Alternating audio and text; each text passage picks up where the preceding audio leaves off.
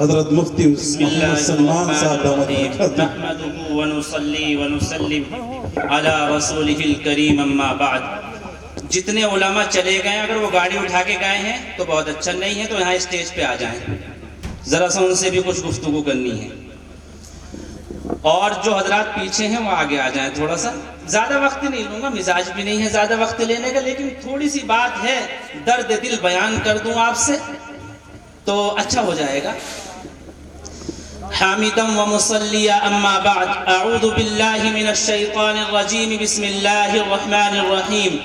ان فرعون علا فی الارض وجعل اہلها شیعا یستضعف طائفة منهم يذبح أبناءهم ويستحيي نساءهم إنه كان من المفسدين، وقال يهلك الحرث والنسل والله لا يحب المفسدين، وقال ونريد أن نمن على الذين استضعفوا في الأرض ونجعلهم أئمة ونجعلهم الوارثين، سبحان ربك رب العزة عما يصفون وسلام على المرسلين والحمد لله رب العالمين۔ درود شریف پڑھ لیں۔ اللهم صل على سيدنا محمد وعلى آل سيدنا محمد وبارك وسلم۔ یہ بات صبا کہیو ان سے، اللہ کے نبی صلی اللہ علیہ وسلم کی طرف اشارہ ہے، یہ بات صبا کہیو ان سے، وہ جن کی کملیاں کالی ہے، اب ان کے غلاموں کے گھر کی دیوار الٹنے والی ہے۔ کہیو کہ انہوں نے اپنی نظر کیوں ہم سے الگ فرما لی ہے، کہیو کہ انہوں نے اپنی نظر کیوں ہم سے الگ فرما لی ہے، ہم نے تو انہی کی زلفوں کی زنجیر گلے میں ڈالی ہے۔ اور کئیوں کے دلوں پر چھائی ہوئی ہر سمت شکستہ حالی ہے، دل بھی ہے بڑا سونا سونا اور رات بھی کالی کالی ہے۔ کہیے کہ وہی تو ساقی ہیں، کہیو کہ وہ بھی جانے ہیں، رندوں کو لگی ہے پیاس بہت اور سب کا پیالہ خالی ہے۔ بزرگان کہیو کہ وہی تو ساقی ہیں، کہیو کہ وہ یہ بھی جانے ہیں، رندوں کو لگی ہے پیاس، رندوں کو لگی ہے پیاس بہت اور سب کا پیالہ خالی ہے۔ حاضرین محترم، میں نے قرآن مقدس کی 3 آیت پڑھی ہیں اور بہت توجہ کے ساتھ اپنے علماء کی نگرانی میں اپنا سبق اور آپ حضرات کی خدمت میں چند گزارشات۔ سب سے پہلے تو میں مسلک اہل سنت والجماعت احناف دیوبند کا ایک غلام ہوں۔ ہمارے ذمہ لازم ہے کہ ہم جہاں بھی رہیں، ہماری تنہائی کی زندگی ہو یا اجتماعی زندگی ہو، مسلک، منہج، مشرب، ان تینوں چیزوں کو نہ چھوڑیں۔ بہرحال وقت نہیں ہے ورنہ تو میں ایک چیز کی وضاحت کرتا ہوں۔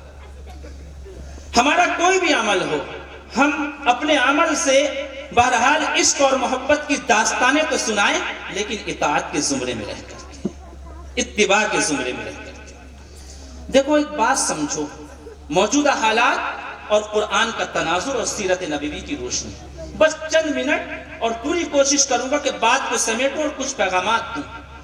حضرت پوری دنیا کے اندر حضرت آدم علیہ السلام سے لے کر کے اللہ کے نبی صلی اللہ علیہ وسلم تک کتنے انبیاء تشریف لائے بھائی؟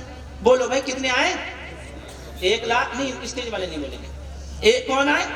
1,24,000 انبیاء تشریف لائے، اتنے تو آئے نا۔ 2 اولو العزم پیغمبر ایسے ہیں، حضرت موسیٰ علیہ السلام اور امام الانبیاء جناب محمد رسول اللہ صلی اللہ علیہ وسلم۔ امام الانبیاء پر قرآن مقدس اترا، حضرت موسیٰ پر توریت کے جو احکامات تھے وہ سارے کے سارے سمو دیے گئے ہیں قرآن مقدس کے اندر۔ حضرت موسیٰ علیہ السلام جس قوم کے اندر بھیجے گئے ہیں، اس قوم کا حکمران کون ہے بھائی؟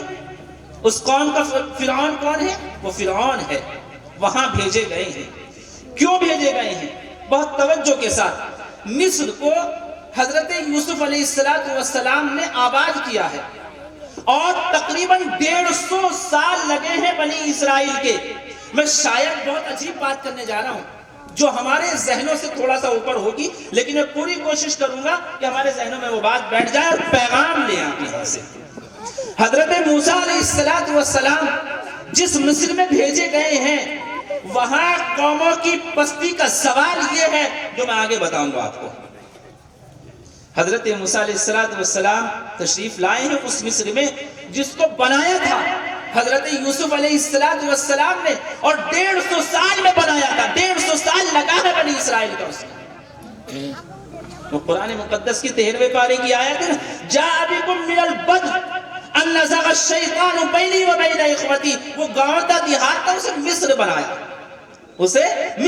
اور مصر کے معاملے کیا ہوتے؟ تمدن، ثقافت کا ایک اعلیٰ معیار، اس کو بنایا، بہت بہترین بنایا. لیکن جب دیکھا شیطان نے کہ یہ تو مشرق وسطی کا ایک عجیب نظام بن گیا ہے، تو سب سے پہلے اس کو توڑنے کے لیے وہاں کے جو زمیندار لوگ تھے اور وہاں کے جو اعلیٰ درجے کے لوگ تھے ان کو کیا کیا؟ ان کو کمزور بنایا گیا.